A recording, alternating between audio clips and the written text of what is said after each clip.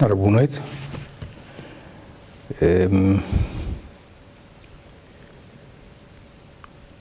O nosso plano de aula, plano esse resumido neste vídeo, atenção, os vídeos são apenas plataformas de lançamento da aula. O vídeo não substitui a antiga aula de exposição durante 30 minutos, uma hora, como fazíamos no semestre anterior. A nova orientação da escola vai no sentido de não desenvolvermos as aulas de um ponto de vista expositivo, como fazíamos anteriormente, pelo menos como eu fazia anteriormente. A escola achou que a melhor alternativa seria apresentar previamente estes blocos de vídeo, pré-anunciadores das aulas. A partir desses blocos de vídeo, os alunos preparam-se antes da aula e depois aparecem na aula em condições de discutir temas, de apresentar dúvidas inteligentes, de interagir com colegas e com o professor, numa plataforma, numa perspectiva já diversa da lecionação clássica. A lecionação expositiva, que era a primeira parte das minhas aulas. Se a aula tinha 2 horas, eu reservava 1 hora só para expor de forma mais desenvolvida a lição, e na segunda parte, exercícios práticos à volta do tema apresentado. A política é outra agora. A política é apresentar pequenos blocos de 10, 15 minutos de vídeo.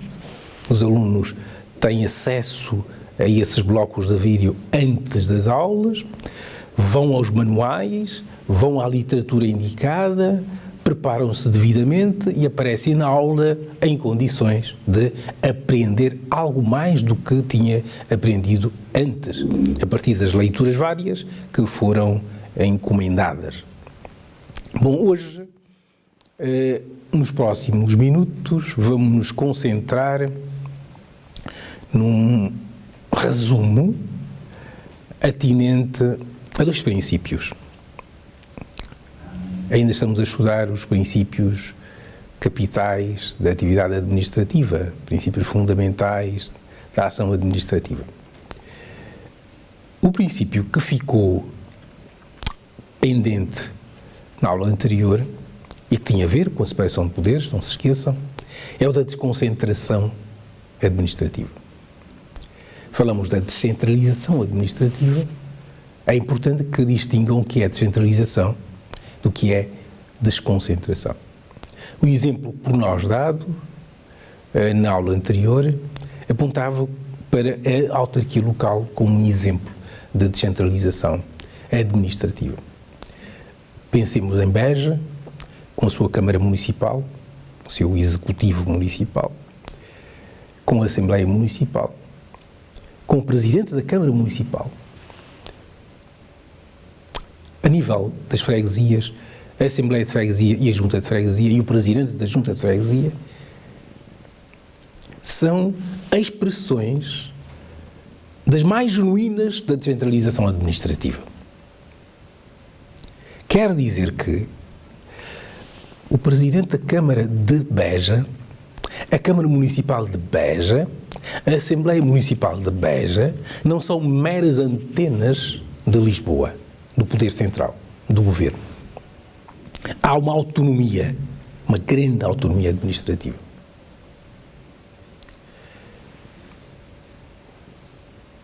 Essa autonomia não é uma autonomia total, tanto assim que executa-se aqui a tutela administrativa. O governo ainda tem uma área de controlo, digamos assim, da legalidade dos atos da autarquia local de Beja, de Lisboa, do Porto, seja lá onde for. Quer isto dizer que não se pode falar de independência a nível das autarquias locais, nem da autonomia política, como acontece nos Açores e na Madeira. Falamos da autonomia administrativa, falamos da descentralização administrativa. Mas esse é um conceito diferente da desconcentração.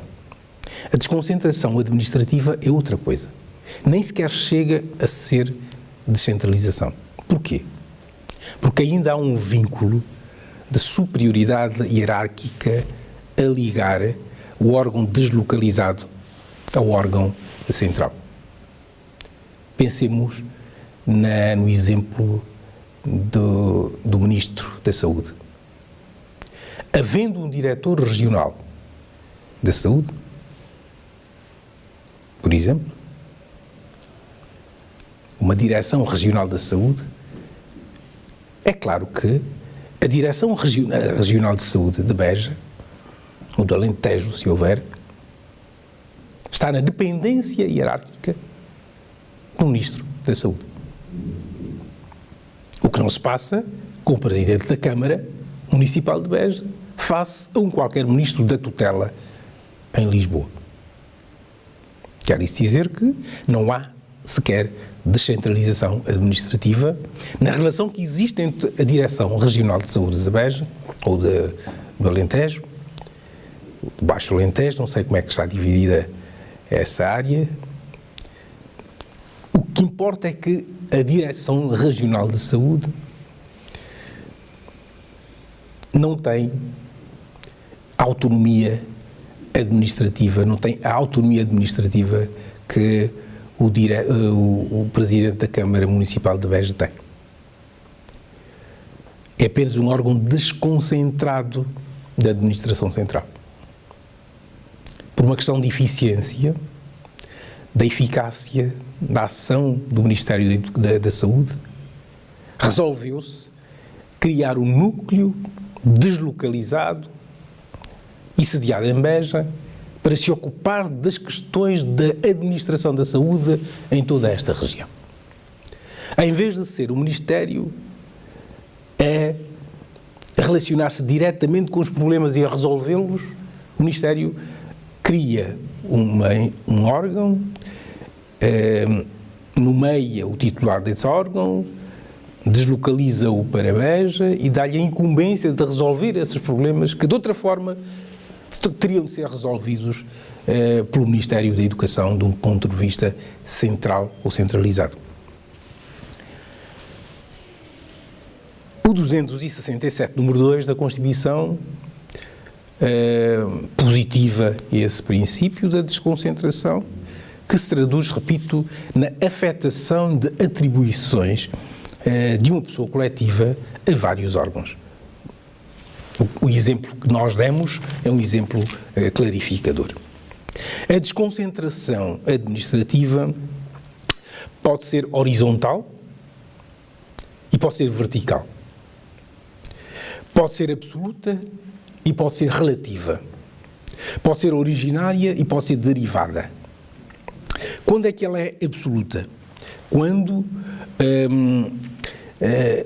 a desconcentração vai no sentido de dirigir-se a um órgão com competência independente. Quando é que ela é relativa? Órgão com competência dependente. É a desconcentração absoluta ou relativa. A relativa pode ser competência dependente comum e pode ser competência pode ser com competência dependente comum e pode ser com competência dependente própria, ou seja, separada, reservada, exclusiva. O que é desconcentração administrativa no sentido horizontal? Comecemos pela vertical. Há aqui uma relação de supra- e infraordenação entre órgãos. Verbo e grácia, hierarquia. Artigo 199, linha D, 271, número 3 e 2 da Constituição. É desconcentração vertical. Horizontal. Na horizontal não há uma relação de supra- ou infraordenação entre órgãos. O exemplo, relações interorgânicas do coadjuvado, por exemplo, como Primeiro-Ministro e Ministros. Ou secretários de Estado. Relações interorgânicas de coordenação entre secretários de Estado. Artigo 183, número C. Número 3, a linha da Constituição. Todas essas modalidades de desconcentração são horizontais. Nós demos, no início da aula, como exemplo, uma desconcentração vertical, quando falamos na ligação entre o Ministro da Saúde e o seu Diretor Regional da Saúde desta zona do Alentejo. A desconcentração pode ser originária, mas também pode ser derivada. Quando é que ela é originária? Quando ela é decorrente imediatamente da lei. Criação, como exemplo, criação legal de órgãos, criação ou transferência legal de competências, a delegação tácita, são exemplos de desconcentração originária. A derivada é aquela que decorre de um ato de administração habilitado por lei. Ou seja, um ato, por exemplo, um regulamento administrativo que tenha devida habilitação legal, resolve desconcentrar certas competências. A desconcentração tem méritos, mas também tem deméritos. Falamos numa modalidade que tem como objetivo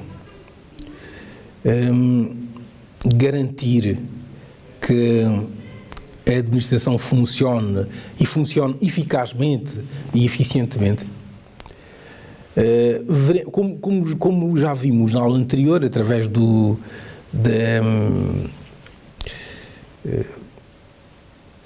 da enunciação do princípio da unidade da Constituição, a unidade da administração. A unidade da administração garante-se através de certos postulados.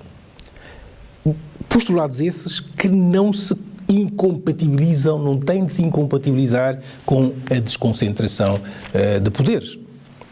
Porque a desconcentração de poderes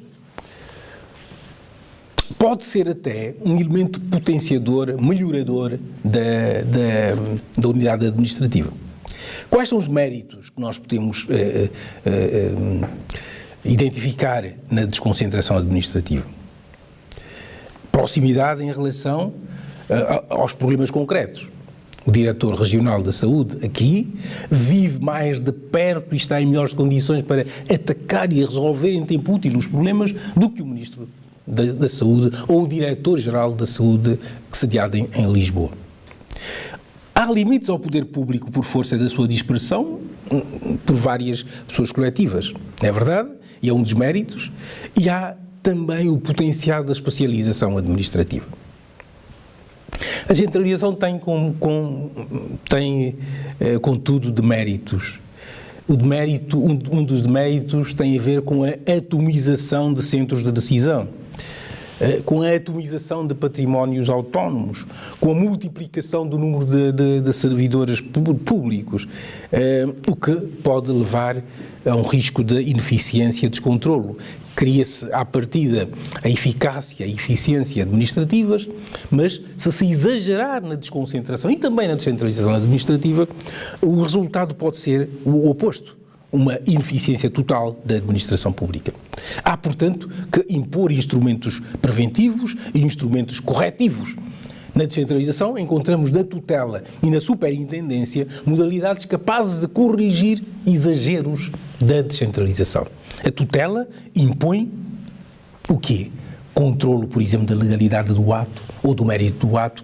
A superintendência, por força do princípio da unidade da ação administrativa, também visa controlar a ação do ato da autoridade administrativa. Como estão a ver, nem tudo são rosas neste ponto.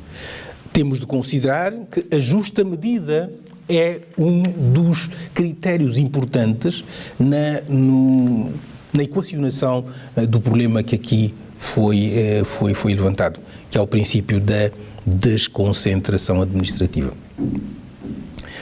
Bom, se desconcentração administrativa é isso, o que é o último princípio que vamos apresentar neste resumo? Falo, como já sabem, do princípio da participação dos particulares na gestão da administração pública. Participação dos particulares na gestão da administração pública. A participação é uma das decorrências óbvias do princípio democrático que Portugal adotou. Portugal, como diz o artigo 2º da Constituição, é um Estado de direito democrático. Se é um Estado de direito democrático, significa que a componente de princípio democrático é essencial no alavancar do Estado português a partir da Constituição de 66. Ora, esse princípio que é básico tem reflexos em vários outros domínios. Em direito administrativo, encontramos aqui a possibilidade de desenvolver o tal princípio democrático, através da participação dos particulares na gestão da administração pública. Um exemplo da participação dos particulares é o orçamento participativo. O orçamento participativo que agora está na moda, no Brasil esteve durante muito tempo e ainda está na moda, em Portugal está a fazer o seu caminho, nós vamos vendo autarquias muito importantes, como a de Lisboa, que submete ao veredito popular, à apreciação do povo de Lisboa, o seu orçamento que vai aprovar mais tarde. Há uma discussão a nível autárquico de toda a cidade de Lisboa, todos podem participar, todos os moradores podem participar, formulando propostas de orçamento, propostas de atividades, propostas de empreendimentos, no sentido de favorecer a melhor qualidade de vida da cidade. Em vez de a autarquia local, de uma forma autocrática, passo o termo, forma